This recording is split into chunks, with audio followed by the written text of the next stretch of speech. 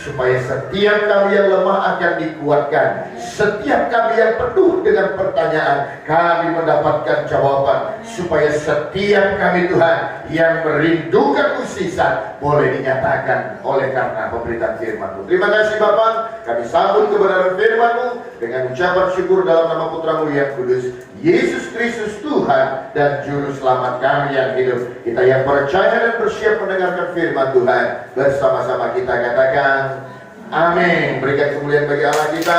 Silakan duduk kembali Bapak Ibu yang terkasih. Puji nama Tuhan. Kita boleh berkumpul bersama pada hari ini. Saya melihat semangat yang luar biasa, tim yang juga luar biasa. Hari ke hari semakin solid, semakin membanggakan, bukan saja saya tapi juga terutama saya percaya Tuhan juga banggakan hari itu. Haleluya. Saudara yang terkasih, ada satu cerita. Ini cerita kira-kira tahun 1700-an. Saat dunia itu masih dikuasai oleh banyak bajak laut. Tahu bajak laut ya? Pirates itu ya saudara. Pakaiannya hitam-hitam, kemudian kerjaan mereka merompak satu kapal dengan kapal yang lain, ya kan? Nah, satu hari ada seorang kapten kapal laut, bajak laut. Penampilannya seram, saudara. Seramnya bagaimana? Matanya yang sebelah kiri ditutup saja karena buta. Kemudian tangannya sebelah kanan itu putus satu diganti dengan jepit, ya kan? Seperti hook gitu. Kemudian kakinya juga yang sebelah kiri juga udah nggak ada saja, diganti dengan tongkat kayu, ditempelkan di kakinya itu. Dan dia sangat ditakuti oleh orang, ditakuti oleh masyarakat pada saat itu. Nah, satu hari kapalnya itu berlabuh, kemudian dia singgah di sebuah bar, di sebuah tempat minum. Ya, bajak-bajak laut itu seringkali minum minuman keras, dan kemudian kapten kapal itu sampai ke tempat minum. Ketika dia masuk, semua orang mulai ketakutan. Wah, seorang ini pasti preman bajak laut yang paling hebat dan segala macam. Dan kemudian mulailah dia minum, dan kebetulan datanglah yang lain-lain ikut gabung sama dia. Baru teringat ya, kebetulan marganya nenggolan, kebetulan bajak laut ini kan. Jadi saat minum begitu udah mulai setengah enak, ya kan? Orang minum itu biasanya suka cerita, ya kan gitu Pak Margun ya. Kadang-kadang kalau kita udah enak mau gampang kita cerita, kalau normal susah kita cerita. Nah, udah mulai dia enak ngomong. Lalu kemudian datanglah yang muda-muda ini, anggotanya yang muda-muda, bertanya sama dia.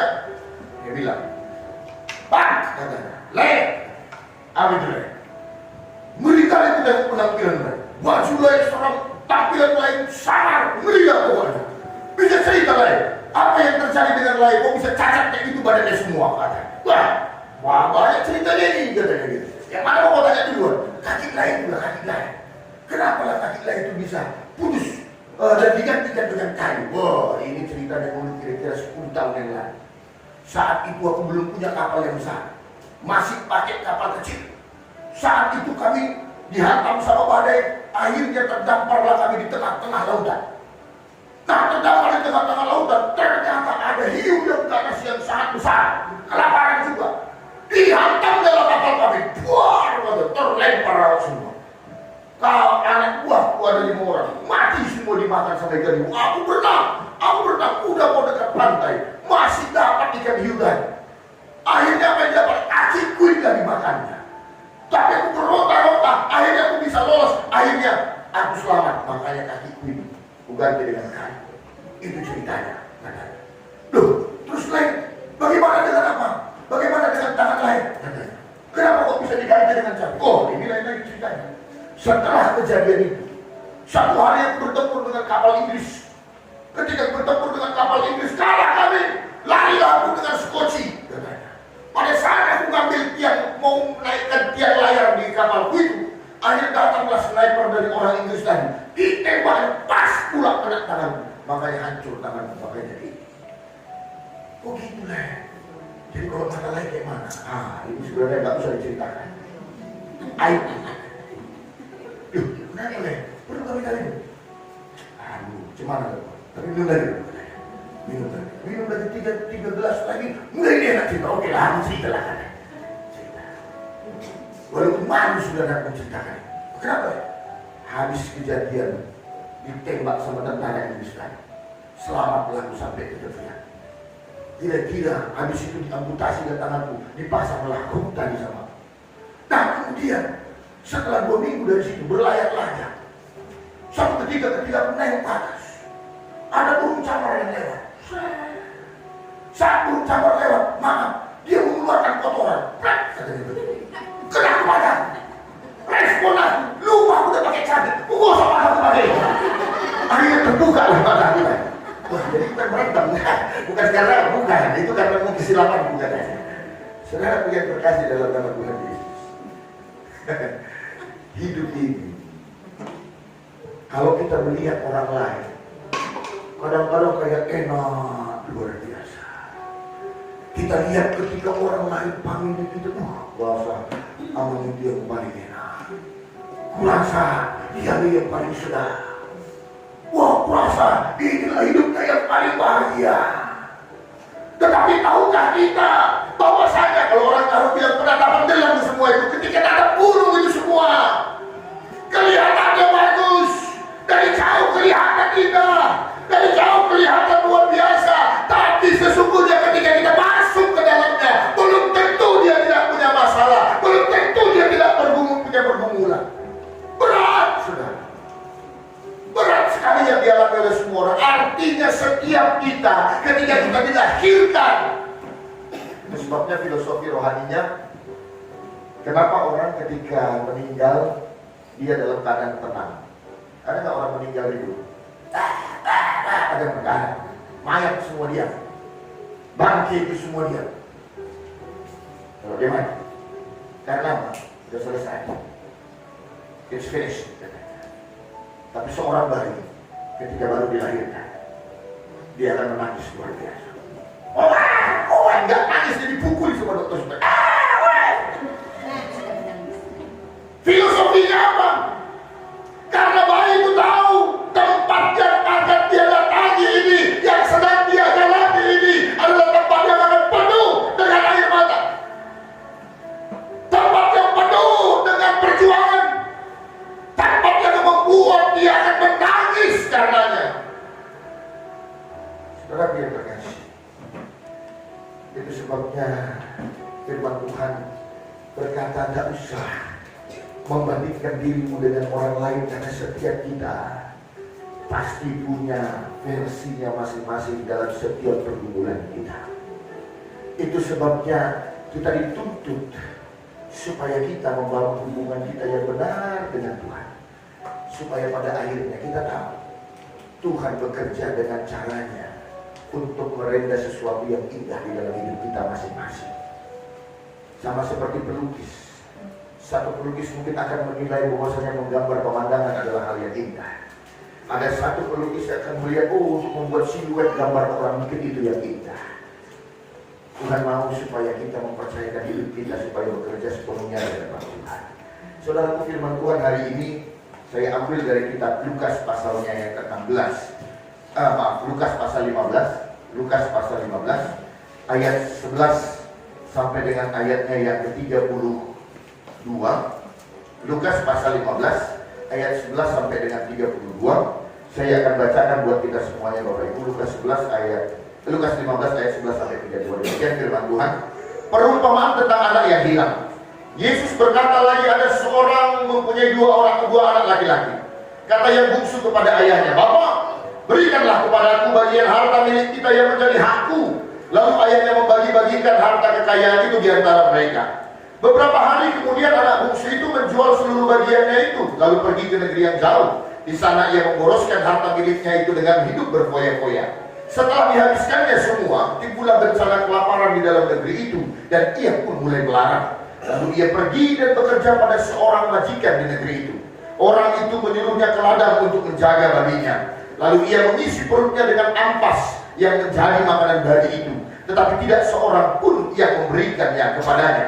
Lalu ia menyadari keadaannya. Katanya, betapa banyaknya orang upahan bapakku yang berlimpah-limpah makanannya, tetapi aku di sini mati kelaparan. Aku akan bangkit dan pergi kepada bapakku dan berkata kepadanya, "Bapak, aku telah berdosa terhadap surga dan terhadap Bapa. Aku tidak layak disebutkan anak Bapa. Jadikanlah aku sebagai salah seorang upahan Bapa. Maka bangkitlah ia dan pergi kepada bapaknya. Ketika ia masih jauh, ayahnya telah melihatnya. Lalu tergeraklah hatinya oleh belas kasihan. Ayahnya itu berlari mendapatkan dia, lalu merangkul dan mencium dia. Kata anak itu kepadanya, Bapa, aku telah berdosa terhadap surga dan terhadap Bapa. Aku tidak layak lagi disebut anak Bapa. Tetapi ayah itu berkata kepada hamba-hambanya, lekaslah bawa kemari jubah yang terbaik, pakaikanlah itu kepadanya, dan kenakanlah cincin pada jarinya dan sepatu pada kakinya. Dan ambillah anak lembu tanggung itu, sembelilah dia, dan marilah kita makan dan bersuka cita. Sebab anakku ini telah mati dan menjadi hidup kembali. Ia telah hilang dan didapat kembali. Maka mulailah mereka bersukaria. Tetapi anaknya yang sulung berada di ladang, dan ketika ia pulang dan dekat rumah, ia mendengar bunyi seruling dan tari-tarian. Lalu ia memanggil salah seorang hamba dan bertanya kepadanya, apa artinya semua itu? Jawab hamba itu, adikmu telah kembali dan ayahmu telah menyembelih anak lembu tambun karena ia mendapatkannya kembali dengan sehat. Maka marahlah anak sulung itu dan tidak mau masuk. Lalu ayahnya keluar dan berbicara dengan dia. Tetapi ia menjawab ayahnya, katanya, telah bertahun-tahun aku melayani Bapa dan belum pernah aku melanggar perintah Bapa. Tetapi kepada aku belum pernah Bapa memberikan seekor anak kambing untuk bersuka cita dengan sahabat-sahabatku. Tetapi baru saja datang anak Bapa yang telah memboroskan harta kekayaan Bapa bersama-sama dengan pelacur-pelacur. Maka Bapa menyembelih anak lembu tambun itu untuk dia. Kata ayahnya kepadanya, anakku, engkau selalu bersama-sama dengan aku, dan segala kepunyaanku adalah kepunyaanku. Kita patut bersuka cita dan bergembira karena adikmu telah hidup dan menjadi hidup kembali, telah mati dan menjadi hidup kembali. Ia telah hilang dan didapat kembali. Saudaraku yang terkasih dalam nama Tuhan Yesus Kristus, hari ini kita mau belajar. Jadi pertama kita letakkan dasarnya supaya kita sama-sama mengimaninya. Setiap kita pasti punya problem dalam kehidupan kita masing-masing. So jangan pernah berkata bahwa saya karena bukan Bapak yang mengalami, karena bukan pendeta yang mengalami. Saudara, karena setiap kita pasti punya versi yang berbeda-beda. Setiap kita pasti punya pergumulan yang berbeda-beda. Nah, hari ini kita belajar bagaimana kita supaya pada akhirnya boleh bisa merasakan bagaimana kasih Bapa yang luar biasa itu, dengan mengenal bagaimana Tuhan bekerja dalam hidup kita. Masalah boleh berbeda, persoalan boleh banyak. Setiap kita pasti punya versinya masing-masing, tetapi Tuhan yang kita sembah adalah Tuhan yang punya versi yang sama, yang menolong saya dalam segala kesulitan saya, yang menolong Anda dalam segala kesulitan Anda. Tuhan Yesus mengumpamakan tentang seorang anak yang hina. Saudara bayangkan, andai kata sekarang saudara jadi orang yang kaya, saudara masih sehat, saudara masih kuat, lalu tiba-tiba seorang anak saudara yang paling kecil pula berkata kepadanya, Bapak, bagikanlah harta warisan yang jadi milikku. Saudaraku yang terkasih, andai kata anak kita berkata demikian, kira-kira perasaan kita seperti apa? Pasti kita kecewa. Ini anak, bapaknya masih hidup, sampai bapaknya masih sehat, sudah minta harta warisan. Sama artinya, ini anak sebenarnya menginginkan bapaknya ini cepat mati, biar dia dapat semua harta. Tetapi pada akhirnya saudara, si bapak yang diumpamakan Tuhan Yesus, dia bilang apa? Ya sudah, kalau itu mau mudah, tidak apa-apa, ini bagianmu, silakan ambil bagian. Saudaraku, tidak ada kasih yang lebih besar yang Tuhan berikan buat kita adalah ketika dia begitu mengasihi manusia, tetapi memberikan manusia satu hal yang luar biasa, yaitu kehendak bebas. Tuhan mengasihi manusia, saking mengasihinya, ya sudah laku, apa yang kau pandang baik, lakukan. Tetapi aku berkata kepadamu, jangan lakukan itu. Tapi kalau mau lakukan, ya kau. Ada kehendak bebas yang Tuhan berikan buat setiap umat. Itu sebabnya jangan pernah bawa-bawa Tuhan ketika kita dalam kesulitan. Karena seringkali persoalan yang kita alami itu adalah karena kemauan kita sendiri. Anak bungsu ini memilih untuk mengambil harta bagiannya. Lalu kemudian dia berfoya-foya di luar. Dia memanfaatkan harta kekayaan dengan sesuatu yang tidak baik, menajiskan dirinya. Dan akhirnya dia menjadi gembel karenanya. Saking gembelnya saudara, Alkitab kita mencatat apa? Dia mau makan ampas babi. Ada yang biar babi di tempat ini? Masih?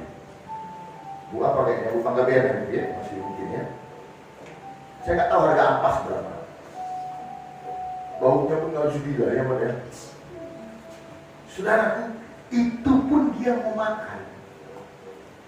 Saya bisa bayangkan pada saat di kandang babi itu, ketika dituanglah makanan ampas tadi, dia rebut-rebutan sama babi tadi. Babi sini,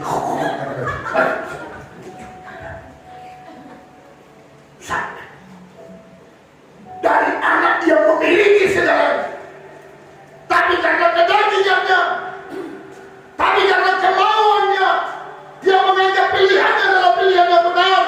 Dia memutuskan meninggalkan bapaknya. Akhirnya keterpurukan menjadi miliknya. Pak, Bu, ini seringkali melambangkan kita. Ini seringkali melambangkan kita. Dengar ini baik. Ketika engkau memutuskan keluar daripada Tuhan, ketika engkau memutuskan menjauh dari Tuhan, masalah itu akan datang dalam hidup. Ketika engkau memutuskan untuk tidak lagi bersekutu dengan Tuhan, disitulah persoalan yang besar akan terjadi dalam kehidupanmu. Tapi dengar ini baik, bagaimana Tuhan kita itu Tuhan yang sama. Dalam segala keberdosaan kita, dalam segala kekurang ajaran kita, satu hal yang pasti, Tuhan yang saudara dan saya sembah adalah Tuhan yang tidak pernah berubah kasih dan setianya di dalam kehidupan. Saya tidak tahu kesalahan apa yang sedang kita perbuat. Perjalanan hidup kita mungkin sudah menyalah. Tetapi Tuhan hari ini, ketika seperti anak yang hilang tadi, dalam segala kesulitannya sampai makan ampas babi itu pun dilarang tokenya. Tahu masih mungkin saya jadi ingat orang tua siswa. Pernah waktu itu ada siswa yang bermasalah. Jadi bulan balik dipanggil orang tuanya. Saya nasihat di depan orang tuanya. Sampai yang terakhir kali orang tuanya datang. Sampai orang terakhir kali orang tuanya datang. Lalu kemudian, apa lagi Pak masalahnya Pak? Inilah anak ibu ini. Masih juga tidak ada perubahan. Baru dipanggil si anak itu. Lalu bapak mamanya bilang, tapi saya bilang nama mulanya. Siapa? Gelap tak gue. Tadi aku miara anjing tiang asal kencang. Kalau anjing tadi ku pelihara, kasih makan, besar dia bisa jaga rumah, udah besar dia ku jual bisa. Tahu? Jadi apa kau? Kecil kau dipelihara, dikasih makan kau besar, kelakuan terus makanya. Mau dijual kau gak bisa. Saudara, begitu kurang ajarnya si anak ini. Dalam perumpamaan anak yang hilang ini, begitu kurang ajarnya yang dia perbuat. Dan karena kekurang ajarannya, karena pemberontakannya, akhirnya dia mengalami kesulitan. Sampai dia makan yang punya babi pun kau tidak ngelarang, jangan makan. Untuk kali itu bukan tahu. Disitulah dalam keterpurukannya dia mengingat kembali, aduh, ngeri kali hidupku ini. Di tempat bapakku sana berlimpah segala sesuatunya. Semua orang upahannya pun makan yang layak aku. Masa aku makan pun bersama-sama dengan binatang. Saudara, saya mau katakan demikian. Kasih Tuhan itu tidak berubah. Entah apapun versi dosa yang kita perbuat, entah apapun masa lalu yang sudah kita pernah lakukan, dan hari ini engkau dalam kesulitan yang amat sangat, engkau sudah terpuruk dengan luar biasa karena langkah-langkah yang salah kau perbuat. Hari ini saya mau bilang stop untuk minta pertolongan sama yang lain-lain. Stop. Dunia tidak akan bisa Dunia tidak akan bisa mengembalikan segala sesuatunya.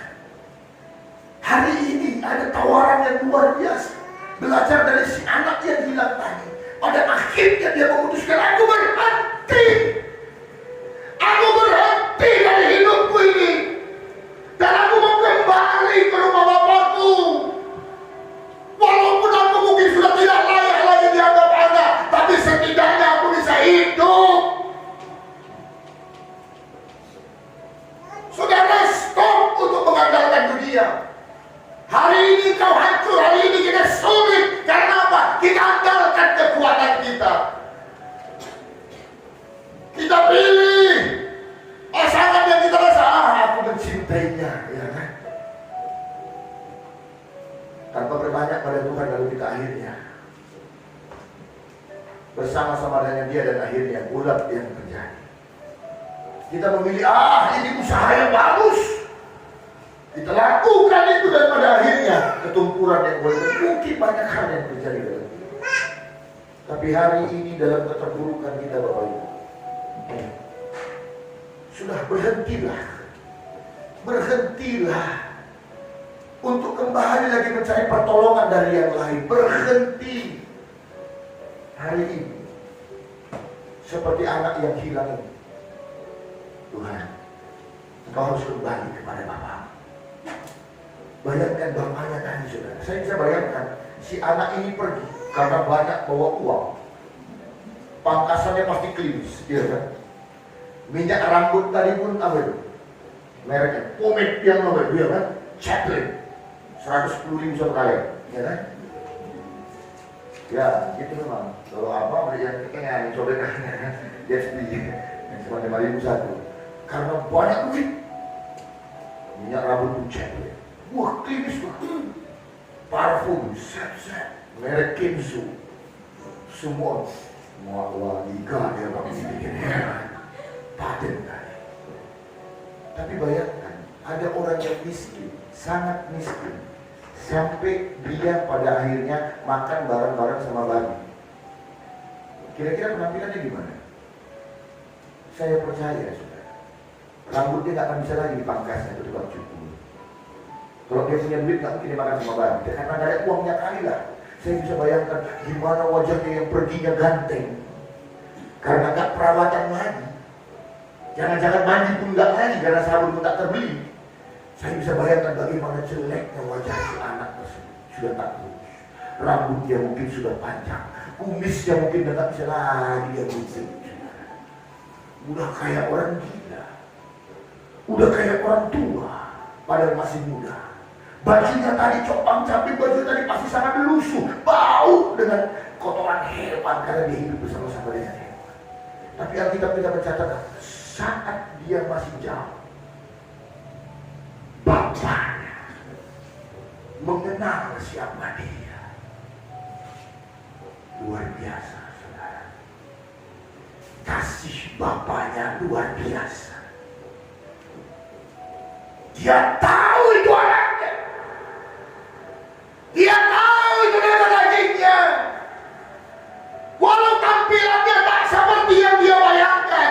Mungkin ditengoknya di handphone wallpaper anak yang waktu itu, bos ganteng kali ada masa itu anak, nggak mungkin. Karena orang mungkin akan salah, tetapi dia kenal siapa. Saya mau katakan, sejauh apa kau sudah salah melangkah, sudah separah apa jalanmu yang sudah salah. Kalau kau kembali pada Tuhan, Dia Bapa yang kenal siapa dirimu, dan Dia Bapa yang sudah menanti pertobatanmu. Dia menanti pertobatan. Film Aquaman, kalau sudah nonton Aquaman dan nonton, si ibu adalah putri Raja Atlantis, tapi dia jatuh cinta dengan seorang manusia. Lalu mereka menikah, tapi karena perbedaan alam mereka harus berpisah. Tapi si bapak ini begitu mengasihi suaminya, sangat mengasihi istrinya, sehingga si bapak itu tiap hari selama hidupnya selalu berdiri di tepi pantai, di dermaga, karena dia ingat janji daripada si istri, apa katanya, someday I'll be back to you. Aku akan kembali padamu. Setiap hari itu yang dia lakukan, setiap hari dia lakukan tanpa pernah berhenti. Karena apa dia lakukan itu? Karena kasih. Jangan pernah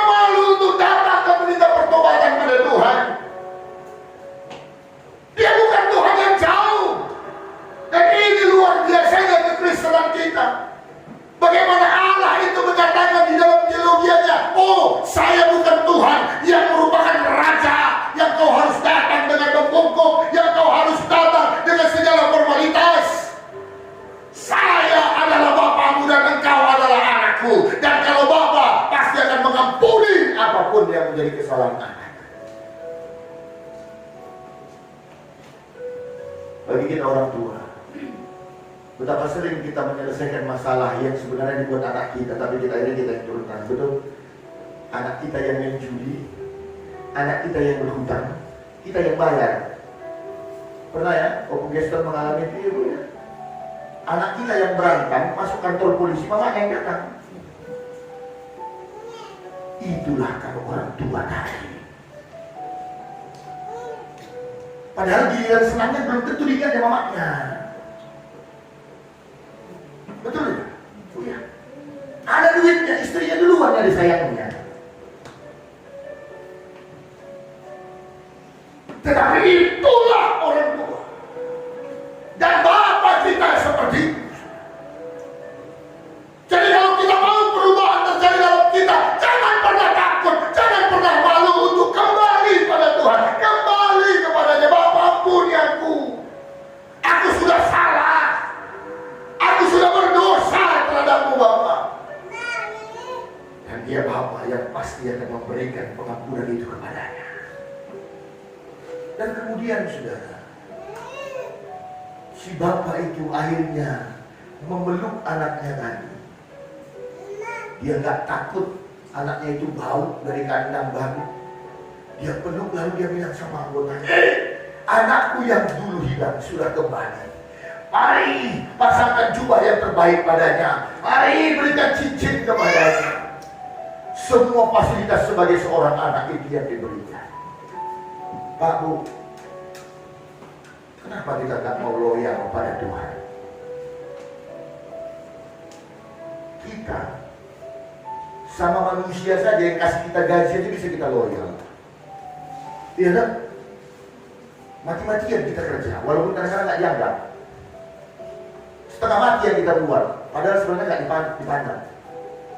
Kenapa sama Tuhan yang begitu hidupnya memberikan yang terbaik buat kita, tapi kita nggak bisa setia kepadanya? Tuhan yang berikan nafas hidup setiap hari.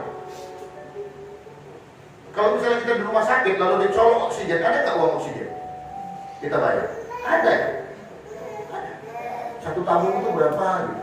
Saya pernah lihat orang beli satu tabung oksigen yang tidak terlalu besar, ukurannya sekitar 500.000. Satu tabung, berapa kali pakai gitu?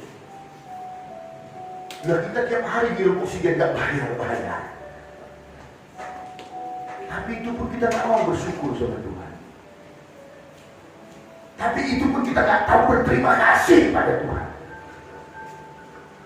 Jangan untuk melayani Tuhan, untuk boleh setia kepadanya pun berat.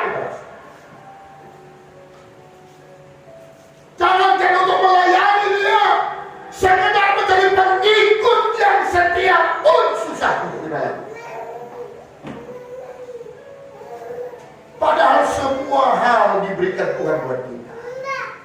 Tuhan mengampuni dosa kita dan kembali melayakkan kita untuk layak disebut sebagai anaknya. Jadi jangan pernah kecil hati, saudara. Pengampunan Tuhan itu nyata. Pengampunan Tuhan itu bukan sekedar ketika kau melakukan dosa lalu kemudian diampuni Tuhan, setelah itu kau akan tetap jadi bawahan Tuhan. Enggak, kau tetap dianggapnya sebagai anak. Dia lupakan semua yang lalu. Mulai hari ini ayo berbuatlah selayaknya sebagai seorang anak. Dan kemudian ada trouble sedikit. Lalu kemudian ketika bapaknya buat perjamuan yang besar, lalu anaknya yang sulung, abangnya itu baru pulang dari ladang, lalu bilang begini, ada apa itu orangnya nangis? Adikmu itu udah balik loh. Wah, si abang ini sakit hati. Lalu dia bilang sama Pak, tega kali Bapak. Aku selama sama Bapak gak pernah Bapak buat aku kehormatan seperti ini. Sanggup Bapak buat kayak gini. Hati-hati saudara. Jangan menjadi orang yang iri hati. Karena orang yang iri hati adalah orang yang tidak tahu bersyukur bahwasanya berkat itu sudah begitu besar dalam hidupnya. Dan orang yang iri hati akan selalu dikuasai oleh kedagingan. Kita seringkali susah bukan karena apa yang tidak, bukan apa yang ada. Karena kita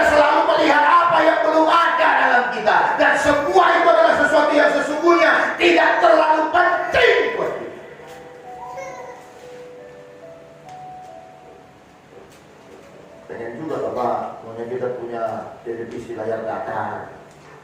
Memangnya kenapa televisi kita udah kayak besar kali kan? Cari bracketnya pun payah.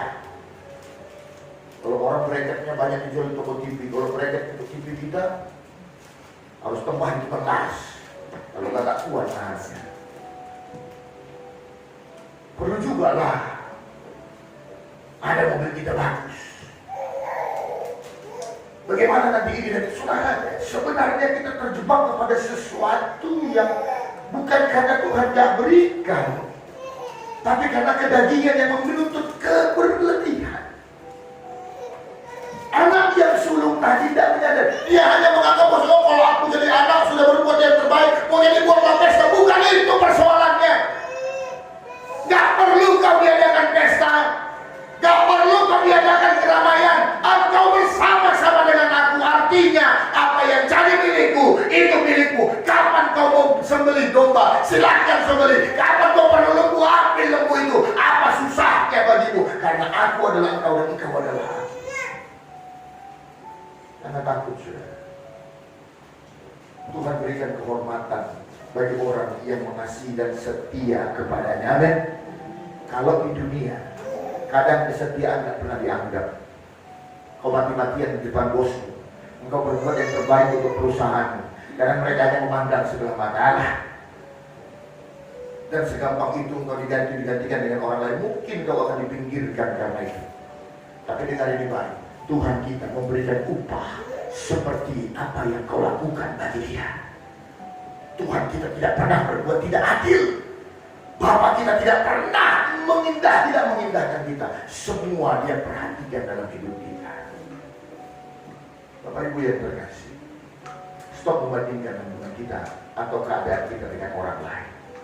Tuhan punya cara, Tuhan punya program, Tuhan punya metode dalam hidup kita pribadi lepas pribadi. Kembalilah kepada Tuhan, mohon ampun atasnya. Kau sudah bisa menuntut, kau sudah usaha ini, usaha itu, usaha ini, usaha itu, semua sudah kau lakukan dan semua tertutup jalannya. Hari ini kembali kepada Bapa. Coba jangan datang kepada Tuhan. Tuhan ampuni aku. Stop andalkan lagi kekuatan. Berhenti andalkan lagi pikiran. Hari ini ada Tuhan, aku salah, aku berdosa. Ampuni aku Tuhan. Aku tidak ada apa-apanya. Datang kembali pada Tuhan. Dan lihat bagaimana Tuhan mengembalikan kehormatan itu di dalam hidupmu. Yang tak pernah kau pikirkan, justru Tuhan sanggup pulihkan. Yang tidak pernah terbayangkan pada akhirnya, Tuhan berikan luar biasa. Karena Bapa terikat pada kita oleh karena kesetiaannya. Sebagai penutup untuk firman Tuhan. Siapa? Laya, apa? Ya, dua. Aprianus. Boleh masuk ke depan Aprianus. Enggak khotbah, saya khotbah. Sudah selesai khotbah. Sebagai closing aja. Sekali lagi saya mengingatkan kita, bagaimana kasih Bapa itu dalam hidup kita. Kalau kita orang timur salamannya seperti ini, ya? Mau di Nias, mau di Batak, salamannya orang gitu. Tapi kalau orang timur tengah salamannya seperti ini, menunjukkan tanda ikatan atau akrab. Tapi harus saya minta tolong sama kamu, tolong genggam tangan saya sekuat yang kau mampu dengan tenaga. Paling kuat Adrian, ini paling kuat. Teruskan, ayo kuat dengan tenaga, jangan berhenti. 1 jam saya minta dengan tenaga yang sama. Bisa. Pasti makin lama makin lemah, dan mungkin tangannya bisa terjatuh. Tapi dengar ini baik, Bapa dan diri Allah menjabat tangan kita seperti ini. Kadang ada waktunya kita begitu bersemangat dalam Tuhan, kita genggam Tuhan begitu luar biasa. Tapi dia tahu kita manusia yang tak bisa konstan selamanya. Ada kalanya kita lemah, ada kalanya kita jatuh, bahkan ada kalanya kita terlepas. Tapi dengar yang satu, Tanganmu terlepas, tapi tangan Tuhan akan tetap menggenggammu dan tidak akan pernah lepaskan. So, Bapak Ibu yang terkasih dalam nama Tuhan Yesus, apapun masalahmu hari ini, apapun persoalanmu hari ini, datang kepada Tuhan, memohon ampun kepada-Nya. Pulihkan aku Tuhan, tolong aku Tuhan, supaya aku bisa merendah hidupku jauh lebih baik. Engkau mungkin sudah berjalan jauh, engkau sudah mengandalkan kekuatanmu selama ini, tapi dengan ini baik, Tuhan itu menantimu, tangan yang satu terus memegangmu, dan Dia berkata, aku menunggu pertobatan, aku mau memulihkan hidupmu kembali.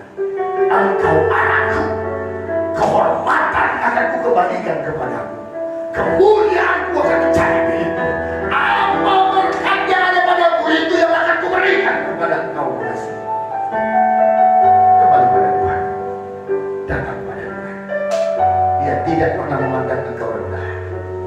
Pasti Dia akan memulihkan hidupmu dengan luar biasa, dengan layak sebagaimana anak kepada Bapaknya. Amin. Kita bersatu di dalam doa. Terima kasih Bapa kami yang baik. Terima kasih Allah kami yang hidup untuk berkat firman yang boleh kami dengarkan hari ini. Tuhan Yesus Engkau begitu mengasihi Tuhan. Yang mengajarkan kepada kami